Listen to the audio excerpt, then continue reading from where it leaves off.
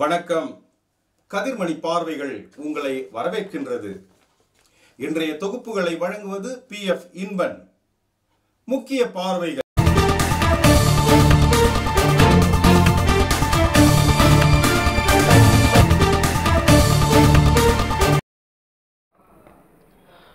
உத்தரப்பிரதேச அரசை கண்டித்து தங்கவயல் தலித் சங்கர்ஷ சமிதி சார்பில் கண்டன பேரணியுடன் ஆர்ப்பாட்டம் நடைபெற்றது.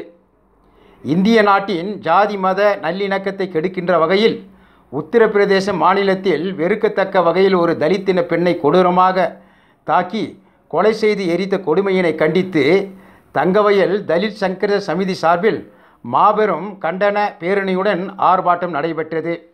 ராபர்ட்சன் பேட்டையில் 8/10/2020 அன்று சுமார் 11 மணியளவில் நடைபெற்ற இந்த ஆர்ப்பாட்டம் முன்னதாக டாக்டர் BR அம்பேத்கர் பூங்காவில் அமைந்துள்ள டாக்டர் BR அம்பேத்கர் சிலைக்கு மாலை அணிவித்த போராட்டக்காரர்கள் கண்டன ஊர்வலமாக நடத்தி பின் தங்கவயல் தாசில்தார் அலுவலகம் முன்பு ஆர்ப்பாட்டம் நடத்தினார்கள்.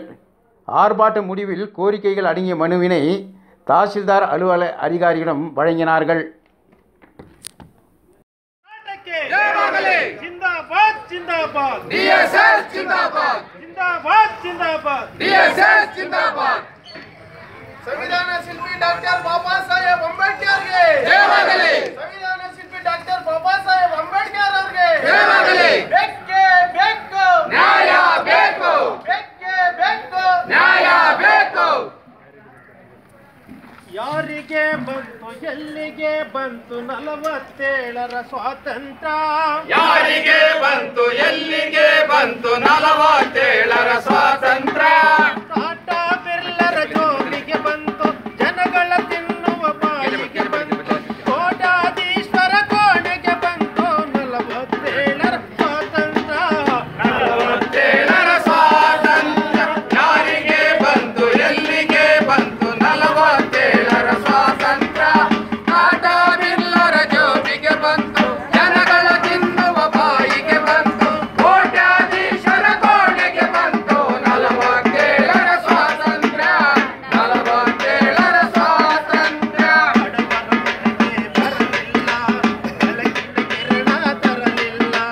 ಬಡವರ ಮನೆಗೆ ಬರಲಿಲ್ಲ ಬೆಳಗಿನ ಕಿರಣ ತರಲಿಲ್ಲ ಮೂಲಿನ ಕಡಲನ್ನು ಬತ್ತಿಸಲಿಲ್ಲ ಸಮತೆಯ ಹೂವನ್ನು ಅರಳಿಸಲಿಲ್ಲ ಮೂಲಿನ ಕಡಲನ್ನು ಬತ್ತಿಸಲಿಲ್ಲ ಸಮತೆಯ ಹೂವನ್ನು ಅರಳಿಸಲಿಲ್ಲ ಹಣವಂತರ ಕೊಯ್ ಸೊನ್ನೆ ಮಾಡಿದರು ಕತ್ತಲೆಯಲ್ಲೇ ಬೆತ್ತಲೆಯಾಯು ಯಾರೋ ಕಾಣದ ಸ್ವಾತಂತ್ರ್ಯ 47ರ ಸ್ವಾತಂತ್ರ್ಯ ಯಾರಿಗೆ ಬಂತು ಎಲ್ಲಿಗೆ ಬಂತು 47ರ ಸ್ವಾತಂತ್ರ್ಯ ಟಾಟಾ ಬಿರ್ಲರ ಜೇಬಿಗೆ ಬಂತು ಜನಗಳ ತಿನ್ನುವ ಬಾಯಿಗೆ ಬಂತು ಕೋಟ್ಯಾಧೀಶರ ಕೋಣೆಗೆ ಬಂತು 47ರ ಸ್ವಾತಂತ್ರ್ಯ 47ರ ಸ್ವಾತಂತ್ರ್ಯ ದಿನ ಏನು ನಮ್ಮ ಭಾರತ ದೇಶದ ಉತ್ತರ ಪ್ರದೇಶದ ಹರಾತಸ್ ಜಿಲ್ಲೆಯಲ್ಲಿ ದಲಿತ ಹೆಣ್ಣು ಮಕ್ಕಳ ಮೇಲೆ ನಡೆದಿರ್ತಕ್ಕಂಥ ಅತ್ಯಾಚಾರವನ್ನು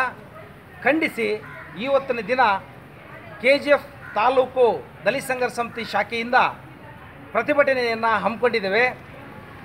ಇವತ್ತು ಈ ದೇಶದಲ್ಲಿ ಕೇಂದ್ರ ಸರ್ಕಾರದಲ್ಲಿ BJP ಸರ್ಕಾರ ಬಂದ ಮೇಲೆ ದೇಶದ ಎಲ್ಲ ರಾಜ್ಯಗಳಲ್ಲೂ ಕೂಡ ದಲಿತರ ಮೇಲೆ ದಮನಿತ ಬಡವರ ಮೇಲೆ ದೌರ್ಜನ್ಯಗಳು ಅತ್ಯಾಚಾರಗಳು ಕೊಲೆಗಳು ಯಥೇಚ್ಛವಾಗಿ ನಡೆಯೋದು ಪ್ರಾರಂಭ ಆಗಿದೆ. ಇದು ಎಲ್ರಿಗೂ ಕೂಡ ಗೊತ್ತಿರ್ತಕ್ಕಂಥ ವಿಚಾರ. ಇಷ್ಟೆಲ್ಲ ನಡೀತಾ ಇದ್ರೂ ಕೂಡ ಕೇಂದ್ರ ಸರ್ಕಾರ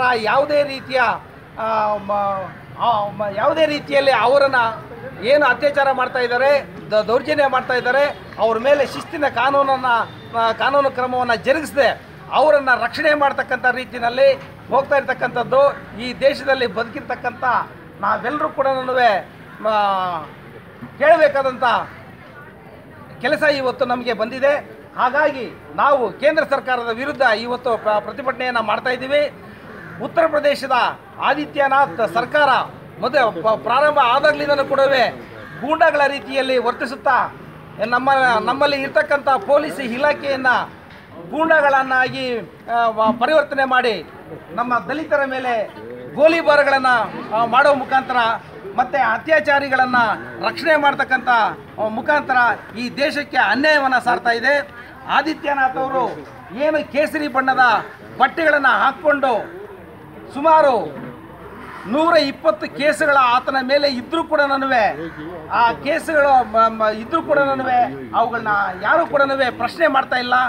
ಕೇಸರಿ ಬಣ್ಣದ ಬಟ್ಟೆಗಳನ್ನು ಹಾಕ್ಕೊಂಡು ಈ ದೇಶದ ಜನರನ್ನು ವಂಚಿಸ್ತಾ ಇದ್ದಾರೆ. ಅದಕ್ಕೆ ಅವರು ಏನು ಇವತ್ತು ದಲಿತರ ಮೇಲೆ ಆಗಿರ್ತಕ್ಕಂಥ ಅತ್ಯಾಚಾರ ನಡೆದಿದೆ, ಆ ಅತ್ಯಾಚಾರ ಮಾಡಿರ್ತಕ್ಕಂಥವ್ರನ್ನು ರಕ್ಷಣೆ ಮಾಡ್ತಕ್ಕಂಥ ರೀತಿಯಲ್ಲಿ ಮತ್ತು ಪೊಲೀಸ್ ಇಲಾಖೆಯಿಂದ ಅವರನ್ನು ಅತ್ಯಾಚಾರಕ್ಕೊಳಗಾದ ಕುಟುಂಬದವರಿಗೆ ನೀವು ಯಾವುದೇ ರೀತಿಯಲ್ಲಿ ನೀವು ಸಾಕ್ಷ್ಯಾಧಾರಗಳನ್ನು ನಾಶ ಮಾಡ್ತಕ್ಕಂಥ ರೀತಿಯಲ್ಲಿ ಅವರಿಗೆ ಧಮಕಿಗಳನ್ನು ಹಾಕ್ತಾ ಇದ್ದಾರೆ. ಇದು ಅತ್ಯಾಚಾರ ನಡೆದೇ ಇಲ್ಲ, ಹಾಗೇ ಇಲ್ಲ ಅಂತಕ್ಕಂಥದ್ದನ್ನು ಸುಳ್ಳು ವದಂತಿಗಳನ್ನು ಹಬ್ಬಿಸ್ತಾ ಇದ್ದಾರೆ. ಅವ್ರ ಮೇಲೆ ಯಾವುದೇ ರೀತಿಯ ಶಿಸ್ತು ಕಾನೂನು ಕ್ರಮವನ್ನು ತೆಗೆದುಕೊಳ್ತಾ ಇಲ್ಲ.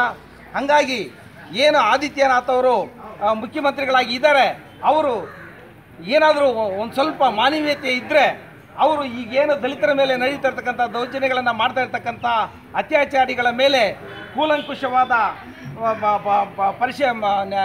ಕೂಲಂಕುಷವಾಗಿ ಅವರು ಮಾಡಿರ್ತಕ್ಕಂಥ ಕೃತ್ಯಗಳನ್ನು ನಿಷ್ಪಕ್ಷಪಾತವಾಗಿ ತನಿಖೆ ಮಾಡಿ ಅವರನ್ನು ಶಿಕ್ಷೆಗೆ ಒಳಪಡಿಸಬೇಕು ಅಂತೇಳಿ ನಾವು ದಲಿತ ಸಂಘ ಸಮಿತಿಯಿಂದ ಒತ್ತಾಯ ಮಾಡ್ತಾ ಇದ್ದೀವಿ. இத்துடன் பார்வைகள் முடிவடைந்தன. மீண்டும் இணைவோம். கதிர்மணி பார்வைகளுக்காக உங்கள் PF இன்பன். வணக்கம்.